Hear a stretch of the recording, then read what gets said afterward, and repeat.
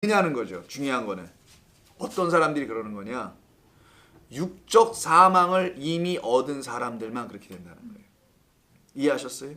그런 사람들이 아니면 이게 자기의 헌신이 되거나 어떤 자기가 그리스도 예수님을 사랑하는 어떤 외적 증거로 보여주기 위한 제스처가 되기 뻔합니다. 오해가 된다는 거예요. 그러나 내가 먼저 그리스도 안에서 내가 하나님 앞에 내세울 수 있는 것은 없다는 사실을 알게 되는 그런 육적 사망, 내 육으로서는 하나님을 기쁘게 할 수 있는 것이 아니라는 것을 안 그 사망을 경험한 사람, 그게 말이든 행위든 생각이든 거기에서는 하나님을 기쁘시게 할 만한 게 나오질 않아요. 성령으로 말미암아만이 어떤 것이 터져 나오는 것인데, 그렇지 않은 그 영은 그래서 살리는 거라잖아요. 육으로는 그것을 이뤄낼 수가 없단 말이에요. 그 육에 대한 사망을 인정한 사람들, 그래서 성령으로 다시 살아난 사람들에게는 죽음이 두렵지 않다라는 거예요. 그러니까 그들은 빼앗겨도 괜찮아, 잃어버려도 괜찮아, 이 세상에서 소망을 좀 없어도 괜찮아, 이렇게 되는 존재들이 된다는 것이 지금 예수님의 말씀의 가르침이 10장 28절에 있는 말씀인 겁니다. 그래서 박해하는 자들이 죽일 수 있는 것이라고는, 취할 수 있는 것이라고는 너의 영혼을 못 취한다라는 거예요. 그 영혼은 그 살리는 영으로 말미암은 것인데 그거는 못 취한다. 고작 해야 육이다. 근데 너희들도 그 육을 취할 때 두려워하지 않았었느냐? 사실은 뭘 모를 때, 너희를 살려내는 영이 무엇인지 알지 못할 때는 그 육에 대해서 두려워했지. 그래서 오늘 두려워한다는 말이 이렇게 많이 반복이 돼요, 본문에서. 자, 다시 본문으로 합니다. 10장 28절에서 그런 말씀을 해서 하시게 됩니다. 너희가 두려워해야 할 하나님은 몸과 영혼을 지옥에서 멸하실 분이다. 즉 하나님을 두려워해야 되는 것이지 눈에 보이는 것들을 두려워할 대상이 되어서는 안 된다라는 것을 예수님이 다시 제자들을 보내시는 가운데서 가르치시는 겁니다. 그리고서는 하시는 말씀이 좀 상황과 문맥에 맞지 않는 듯한 참새 두 마리 이야기가 29절에 턱 나옵니다. 참새 두 마리가 한 아사리온에 팔리지 않느냐. 이게 갑자기 뭡니까? 바로 28절에서 담에 붙어 있는 거예요. 몸과 영혼을 능히 지옥에서 멸하실 수 있는 이가 계시다고 얘기하죠. 하나님을 말하는 거예요. 하나님 아버지를. 그러면서 참새 두 마리가 팔려나가는 걸 얘기해요. 그럼 앞에는 죽음이죠. 그럼 뒤에도 죽음이어야 되는 거예요. 그래서 참새 두 마리가 한 아사리온에 팔려가는 것은 죽음에 대한 이야기를 지금 하시는 이야기라는 거예요. 두려워하지 말라고 계속 말씀하시잖아요. 31절에 또 두려워하지 말라. 26, 28, 30 세 번 반복돼요. 오늘 본문 안에서만. 왜 이렇게 두려움에 대한 이야기를 말씀하시면서 두려워하지 말라고 하시냐면은 죽음, 박해, 육신 이런 것들에 대한 두려움 갖지 말라고 가르쳐 주시면서 어떤 것을 설명합니다. 그게 바로 참새 두 마리예요. 이 참새 두 마리에 대한 이야기를 제자들이 깨달아 알아들으면은 그들은 그때부터 두려워하지 않게 되고, 그 밑에 나온 32절 있죠. 누구든지 사람 앞에서 나를 시인하면 이 사람들로 세워지게 된다는 거예요. 근데 이 말을 깨닫지 못하고 여전히 그 두려움 속에 갇혀 있게 되면은, 그러니까 29절은요, 앞에 있는 두려움들이 있었죠. 또 뒤에 나올 수 있는 부인하게 되는 두려움들이 있죠. 그러니까 두려움으로 말미암아 생긴 결과가 32절과 33절에서 부인하는 내용들인 거예요. 앞에 있는 거는 육적인 어떤 어려움 때문에 예수를 부인할 수 있을 만한 가능성들에 대해서 언급한 거고요. 그게 두려움이잖아요, 지금. 그 문제를 해결하는 게 가운데 있는 29절이라는 말씀입니다. 그래서 29절은 갑자기 생뚱맞게 참새 두 마리 얘기가 왜 여기 나왔을까라고 의아할 수밖에 없는 내용으로 다가와 있지만, 문맥의 흐름으로 보면 이거는 앞뒤에 있는 두려움의 내용을 제거하기 위함이고, 그 죽음이 무엇인지를 명확하게 설명해 주시는 내용이라는 것으로 일단은 문맥적으로 이해해 보자는 겁니다. 자, 그렇다면 참새 두 마리를 한번 보시죠. 갑자기 참새 두 마리를 얘기하십니다. 참새 두 마리가 한 아사리온에 팔리는 것 아니냐라고 말씀하시죠. 그 29절입니다. 팔리지 않느냐 이렇게 말씀하실 때는 제자들이 이걸 듣고 다 알아들었다 못 알아들었다? 팔리지 않느냐? 알아들은 거죠. 팔리지 않냐? 야, 오늘 스타벅스의 커피는 아메리카노는 얼마에 팔리지 않느냐? 다 아는 거잖아요. 예수님은 지금 제자들이 다 아는 얘기를 하고 계신 거예요. 너희들도 알고 있지 않느냐 이런 얘기예요.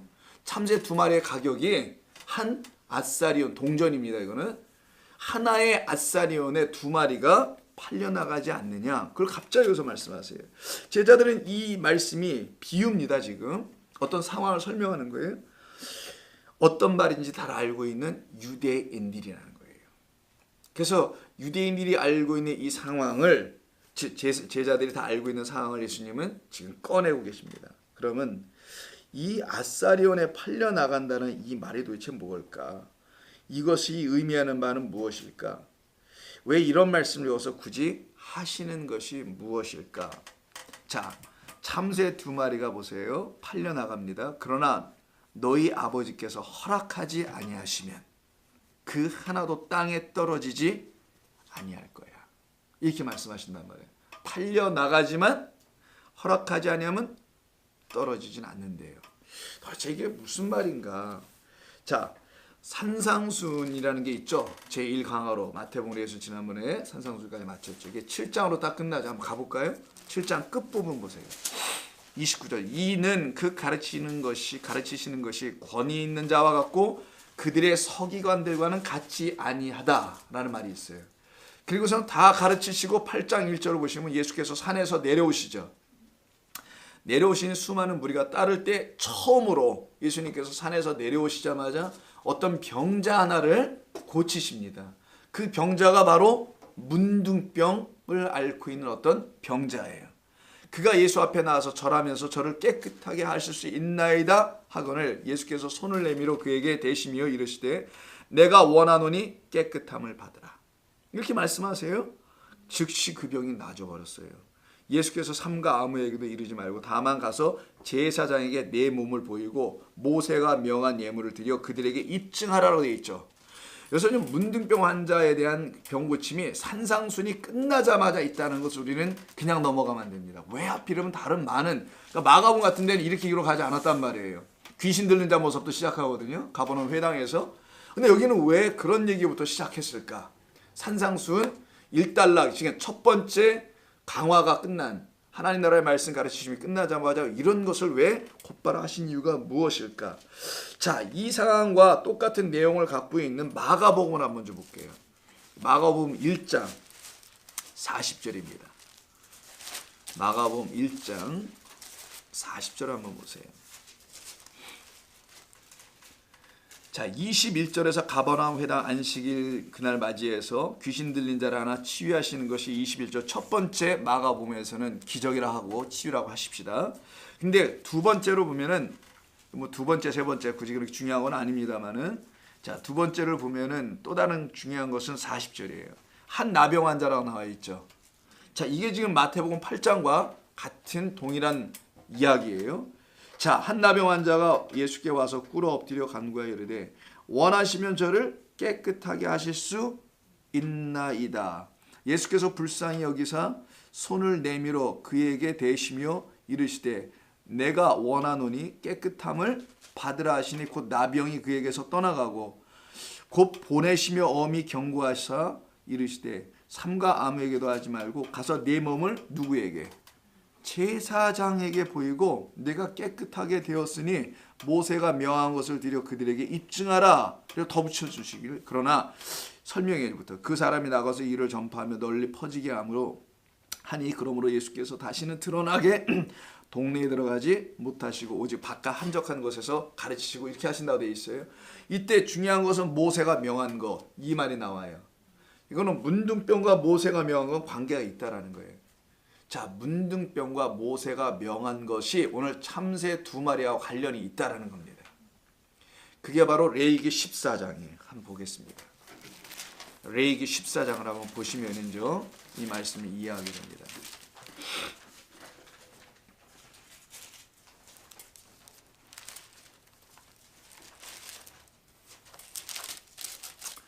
(14장) 전체인데요. 1절부터 7절. 여호와께서 모세에게 말씀하여 이르시되 나병 환자 똑같은 거네요. 문둥병 나병 환자가 정결하게 되는 날의 규례는 이러하니 곧 그 사람을 제사장에게로 데려갈 것이요. 그래서 정결하게 되는 날이라는 것은 다 낫다라는 거예요.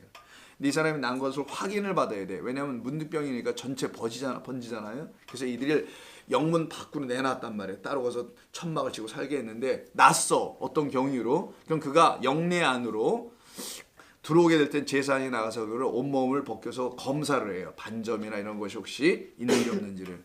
자, 피부병도 마찬가지고. 자, 데려갈 것이요. 제사장은 진영에서 밖으로 나가서 진찰을 할지니 그 환자에게 있던 나병 환부가 나았으면 제사장은 그 정결함을 받을 자를 위하여 명령하여 살아있는 정결한 새 2마리와 백향목과 홍색실과 우슬초를 가져오게 하며 제사장은 또 명하여 새 그중에 1마리 새 하나는 흐르는 물 냇물 같은 물 위에서 그 물 속에서 그 안에 질그릇 도자기 같은 옹기 안에서요. 그리고 물이 흘러가요. 그 안에서 새를 죽여요. 잡아.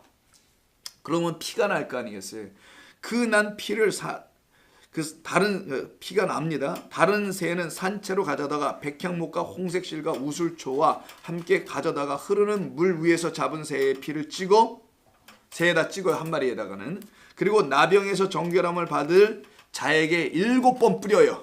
항상 7번 뿌려 정하다라고 말을 해요. 정 깨끗해졌다라고. 그 살아있는 새는 들에 놓을지다. 날려보내요.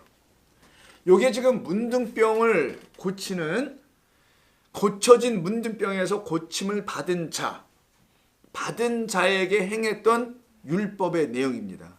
근데 율법에 왜 이런 걸 왜 해놓으셨을까?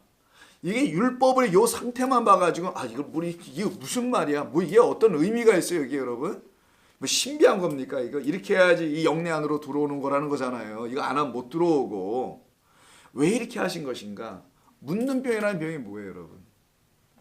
문둥병은 쌀이 썩어 들어가는 것을 보면서도 느끼질 못해. 결국 그래서 죽는 거란 말이에요. 자기가 죽어가는 것을 사실은 몰라요. 겉으로 외관으로는 몸으로는 보지 뭐가 생겼어. 근데 뭐 당장 죽지는 않아. 근데 이거 그냥 놔둬버리면 언젠가는 이게 죽어요. 자기가 썩어 들어가는 것을 고통점을 느끼지 못하니까 이거 알지를 못해요. 이게 문둥병입니다. 통증이 없다라는 거예요. 그래서 우리가 고통점이라는 게 있잖아요. 몸에는 신경으로. 그 아프다는 거 아예 알아서 깜짝 놀라거나 아픈 거, 뭐 가시에 찔려도 이게 고통점을 건드려서 그러는 건데 이런 고통점을 느끼지 못한 상태, 이 병을 문둥병. 이건 성경에서 어떤 존재들을 설명할 때 쓰는 거냐면 하나님의 말씀과 관련된 거예요. 하나님과 말씀과 관련해서 하나님의 말씀, 진리의 말씀으로 깨달아 알지 못하여 영적으로 계속 죽어가고 있는 자기 자신을 몰라. 그 모르는 영적 상태에 놓여있는 인간의 죽음을, 사망 가운데 놓여있는 인간의 죽음을 설명할 때 쓴 게 나병이에요.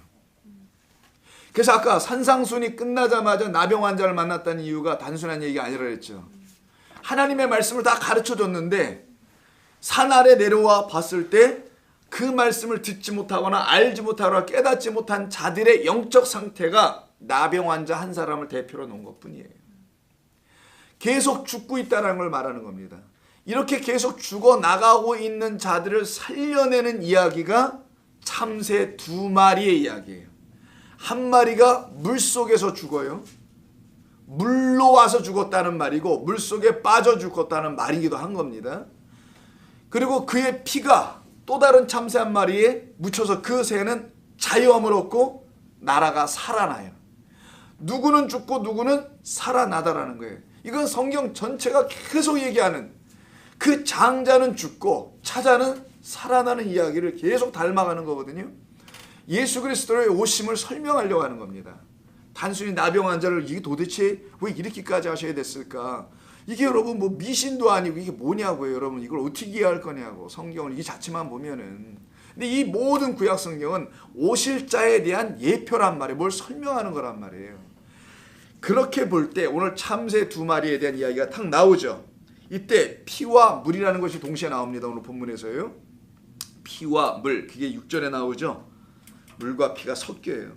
그 물과 피를 뭐하게 한다는 겁니까? 뿌려줬을 때 정결케 한다라는 거예요. 그래서 우리가 그 예수의 피가 우리에게 뿌려져 우리를 정결케 하고, 물로 또 에스겔서에 보면 계속 뿌리죠. 정결케 하는 의식이 나오는 이유는 죄와 허물로 죽어있던 우리를 씻어내는 겁니다. 죄와 허물로 죽어있는 우리를 씻어내는 이야기는 요한일서에서도 우리가 여성교회 할 때도 말씀 나오는데 한번 보세요. 왜 성경에 이런 얘기가 계속 반복돼요? 이곳저곳에서 증거가 되고 있는지는 요한일서 5장 393면, 저 요한계시록 바로 앞에 요한일서 5장 6절 이하에 나옵니다. 자, 이는, 자, 그 5절부터 보는 게 낫겠네요. 예수께서 하나님의 아들이심을 믿는 자가 아니면 세상을 이기는 자가 누구겠느냐. 자, 오늘 박해 상황에서 이 세상에 나가야 될 제자들 놓고 말씀하시는 가운데 있잖아요. 두려워하고 있을 세상을 누가 이기겠느냐. 그 이기는 걸 설명할 때 지금 두 참새를 얘기하는 거란 말이에요. 이는 물과 피로 임하신 이로 말미암은 것이다. 곧 예수 그리스도시라. 물과 피로 아까 임하죠. 두 참새에서는 참새 얘기가 강조되는 게 아니라 물과 피입니다. 거기서 중요한 거는 참새 두 마리는 예수 그리스도를 육적으로 설명하는 거고, 그가 행하신 내용은 물과 피라는 거예요. 자, 그래서 물과 피로 임하셨다라고 하는 거예요. 곧 예수 그리스도시라. 물로만이 아니요 물과 피로 임하셨고, 증언하는 이는 성령이니 성령은 진리니이다. 증언하는 이가 셋이니 성령과 물과 피라. 또한 이 셋은 합하여 하나이니라. 레위기 14장에 있는 문둥병 환자에 대한 이야기, 그것으로 말미암아 살아나는 것이 무엇인지. 문둥병 환자가 거기서 계속 있으면 죽어버리는데, 우리가 다 문둥병 환자라는 것인데 하나님의 말씀을 영적으로 깨달아 알지 못하여 육적으로는 건강하게 살다가 그냥 병들어 죽을 줄 모르지만, 영적으로는 그걸 모르면은 내가 죽어가는 줄 모르고 사망 가운데 놓여 있는 줄 모르고 살아간다라는 거예요. 이 세상의 모든 존재들이. 성경의 선포는 그거예요. 그런 우리를 살려내기 위해서 참새 두 마리가, 너희를 정결케 하기 위해서 참새 두 마리가, 문둥병에 걸려 있는 너희를 낫게 하기 위해서, 살아나게 하기 위해서 참새 두 마리가 죽임당한다는 이야기를 하는 겁니다. 그 중에 한 마리가, 그래서 우리 주님께서 말씀하신 내용 다시 한번 요걸 배경으로 이해하시고요. 오늘 10장 29절을 보세요. 참새 두 마리가 한 아사리온에 팔리지 않느냐. 팔리지 않느냐? 팔렸다라는 거예요, 이미. 그로 인하여 너희들은, 몸은 죽을지 모르지만 너희들은 그 참새로 말미암아 살아났다. 그래서 너희들은 두려워할 것이 없어야 한다. 이것을 알려주려고, 당신의 죽음을 알려주려고, 그것이 이기는 것이라는 것을, 그것을 깨달은 자들이 승리한다는 것을 알려주시려고 말씀하는 겁니다. 그러나 너희 아버지께서 허락지 아니하시면 하나도 땅에 떨어지지 아니한다 하죠. 너희 아버지께서 허락지 아니하시면 하나도 떨어지지 않는다 라고 할 때, 이 떨어지다라는 말이 핍토예요. 한 번도 쓰지 않았네요.